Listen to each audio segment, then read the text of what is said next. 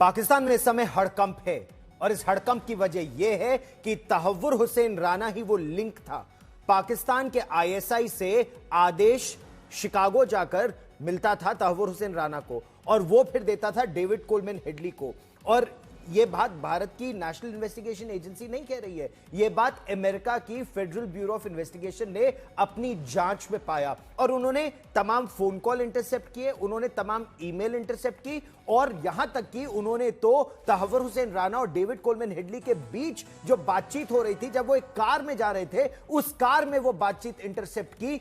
जब मैं शिकागो में वो केस कवर कर रहा था तो एफबीआई ने बताया कि किस तरह से ये दोनों बहुत शातिर थे, बहुत शातिर। ये गाड़ी में बैठ के बातें करते थे और गाड़ी चलती रहती थी। एफबीआई ने उसमें एक अपना इंस्ट्रूमेंट लगा दिया था कि वो सुन सकते थे ये सारी बातें। लेफ्टिनेंट जनरल शंकर प्रसाद हमारे साथ जुड़ रहे हैं, रक्षा विशेषज्ञ हैं।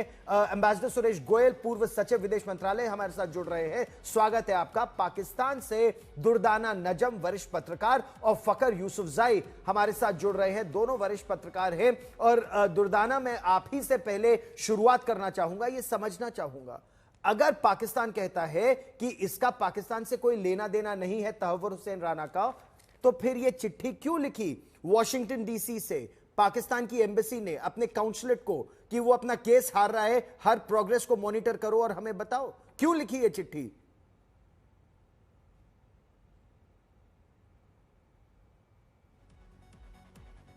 दुर्दाना, आप म्यूट पर है, आप अनम्यूट कीजिए अपने आप को।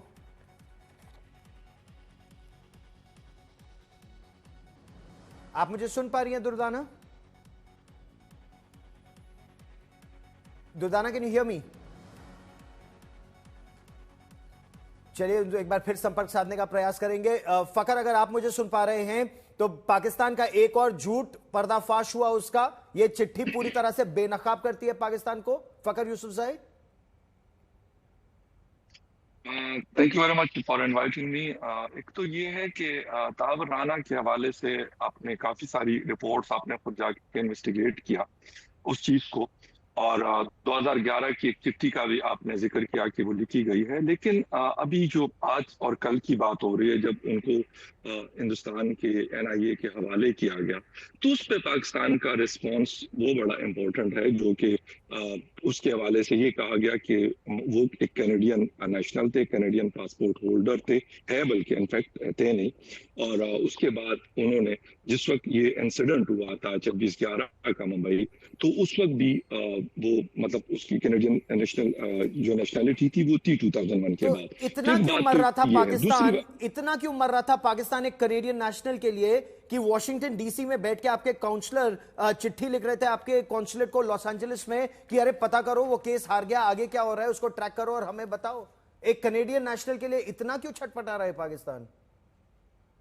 नहीं, आपने जैसे बताया कि वो तो बाय बर्थ वो पाकिस्तानी है, पाकिस्तानी था और वो रहेगा, उस बात से तो इनकार नहीं है। लेकिन वो जिस मुल्क के पासपोर्ट पे वो दुनिया में ट्रैवल करता रहा है, वो कनाडा का पासपोर्ट था उसके पास।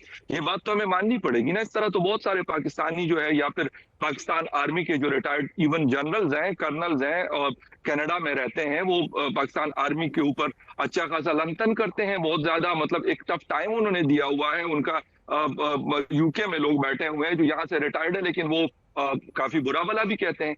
तो क्या कहेंगे उस हवाले से? बात तो सारी ये है ना कि अगर तहव्वुर राना ने किसी जगह पे सर्विस किया था, जॉब की थी, और उसके बाद अगर उसने ये वाली चीजें की, एक बात तो ये कि उसको प्रॉपर इन्वेस्टिगेट करना चाहिए। जो आप एफबीआई का जिक्र कर रहे हैं कि उन्होंने गाड़ी के अंदर कोई सिस्टम लगाया था और वो रिकॉर्ड करते थे, यकीनन वो इंडिया के साथ शेयर किया होगा और इंडिया उसको इंटरनेशनल फोरम पे लेके जाए।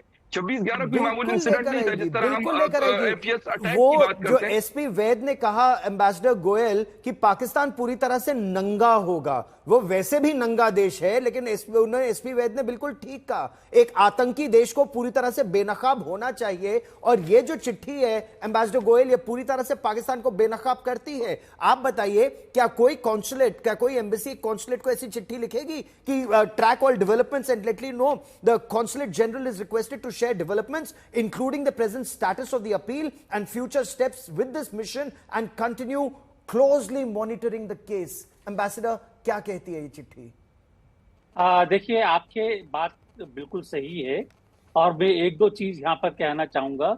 इस बात से कोई इनकार नहीं कर सकता है कि जब ये तहव्वुर राना ने ये पूरा कॉन्स्पिरेसी बनाई। सारे प्रूफ है कि वो यहाँ पर मुंबई में कहाँ पर ठहरा था, कहाँ पर उसका ऑफिस स्पेस था, किस तरह से उन्होंने प्लानिंग करी। तो इस बात से तो मतलब कि जो पूरे इन्वेस्टिगेशन करने के बाद में जो फैक्ट्स ऑन ग्राउंड हैं, इससे साफ जाहिर होता है कि वो इसमें इन्वॉल्व था। तो इसमें इसमें से अगर मना करना तो फिर पाकिस्तान की तरह से मना कर रहे हैं। और एनी केस कोई भी क्रिमिनल, कोई भी जो क्राइम करता है, वो एडमिट तो नहीं करेगा ना कि उसने क्राइम किया है, ये वो तो करता रहेगा ये। और in this case also Pakistan जो कि प्लानिंग के पीछे रहा है, आईएसआई, वो तो मना करता रहेगा, ठीक प्रूव होने के बाद में मना करेगा।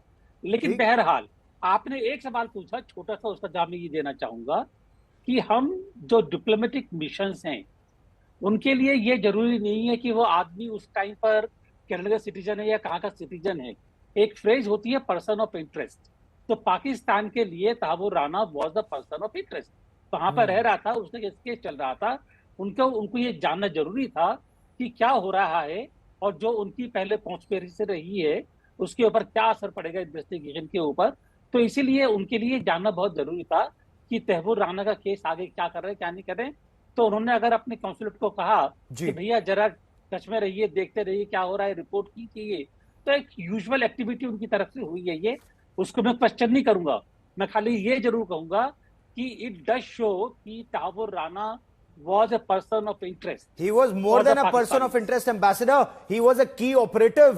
Tower Hussain Rana was a key operative. अगर आप 26/11 की पूरी केस फाइल देखें, जिस तरह से दुर्दाना वो बार बार भारत आया, क्यों एक कनेडियन नेशनल भारत बार बार आएगा, रेकी करेगा अलग अलग जगह, और पाकिस्तान को एक आतंकवादी के खिलाफ खुद कार्रवाई करनी चाहिए।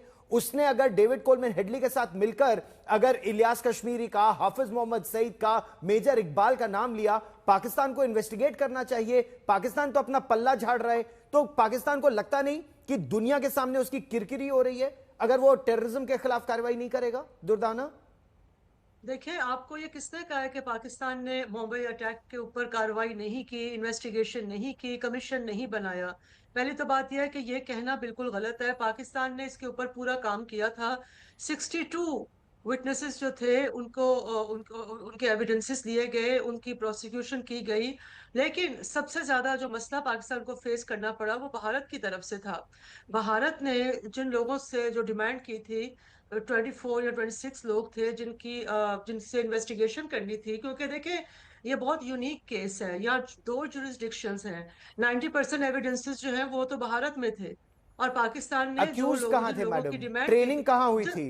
हाफिज सईद का वॉइस सैंपल क्यों नहीं दिया हाँ गया? जी, आप बात सुन लें, नहीं मैं कोई नहीं, इनकार नहीं मैं कर रही। पाकिस्तान का वो घिसा पिटा राग सुनने के लिए यहाँ नहीं बैठा हूं। Okay, then I should leave if you don't want to hear my I don't want to hear part of the ISI story. plants. I want to hear the आपके truth. भी किसी भी बात मेरे हो को रही है। सच सुनना आपका है, accusation मेरे को किसी सच भी सुनना की है। आज तक के दर्शक केवल मैं सच सुनना सुना चाहते रही हैं, हूँ ना। वो ISI के पिट्ठुओं को नहीं सुनना चाहते हैं। और your इसीलिए truth, मैं my truth is my general truth. Shankar Prasad को बुलाना चाहता हूं। जनरल शंकर प्रसाद, ये बहुत क्लियर है, प्लॉट 26/11 का पाकिस्तान में रचा गया। पाकिस्तान की आईएसआई इन्वॉल्व थी। जनरल अशफाक परवेज कयानी बहुत क्लियरली पहले डीजी आईएसआई थे, फिर पाकिस्तान के आर्मी चीफ थे। उनके खिलाफ स्टेट एक्टर्स के खिलाफ कोई कार्रवाई नहीं है, तो नॉन स्टेट के खिलाफ कार्रवाई करने को 20 साल 17 साल बाद तैयार नहीं है।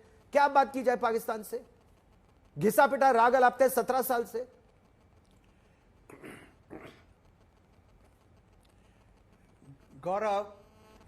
गौरव देखिए, हमने कितने डोजियर दिए हैं, हमने कितनी दफा हाफिज सईद के अगेंस्ट पूरी डिटेल इंफॉर्मेशन। ये मोहतरमा कह रही थी अभी कि सारे एविडेंस तो इंडिया में है। हाँ, बहुत एविडेंस इंडिया में भी है, और उसके सब के डोजियर बना के एक दफा नहीं 10 दफा दे चुके हैं। लेकिन वो डोजियर केस के कोर्ट के सामने पेश ही नहीं होते। अगर कोर्ट के सामने पेश नहीं होगी एविडेंस, तो कोर्ट क्या उस पर एक्शन करेगी? इस आज की तारीख में पाकिस्तान घबरा रहा इस मारे है कि ये व्यक्ति राना कोई ऐसी बातें ना बता दे जिससे डायरेक्ट इन्वॉल्वमेंट बिल्कुल सामने आ जाए। लेकिन वो ये नहीं समझ पा रहे हैं कि सारी हरकत तो सामने आ चुकी है। वो पहले ही अपना पूरा बयान दे चुकी है, जो कि यूएस इंटेलिजेंस एजेंसी के पास रिकॉर्डेड है, जिन्होंने भारत के साथ इसको शेयर किया हुआ है। तो जितनी बातचीत, जितनी एविडेंस, जितनी चीज अमेरिका में हुई है, वो तो सब भारत एनआईए को पता है। लेकिन अब हम उससे ये पता करना चाहते हैं कि इसके अलावा पाकिस्तान में और इन्वॉल्व कौन था, इसके अलावा भारत के अंदर बड़ी और बात कोई आप involved कह था रहे कि नहीं था, हैं, कौन क्या कौन local पाकिस्तान में support कहाँ इन्वॉल्व से मिल था। रही थी, आप रहिए मेरे साथ, हम इस पर विस्तार से चर्चा करेंगे, क्योंकि ये जो पाकिस्तान लेग है ना, इस पर बात करना बहुत जरूरी है। पाकिस्तान जो गोली देता है ना दुनिया को, जैसा विदेश मंत्री ने कहा कि ये जो बिगेटरी है ये पाकिस्तान के डीएनए में है,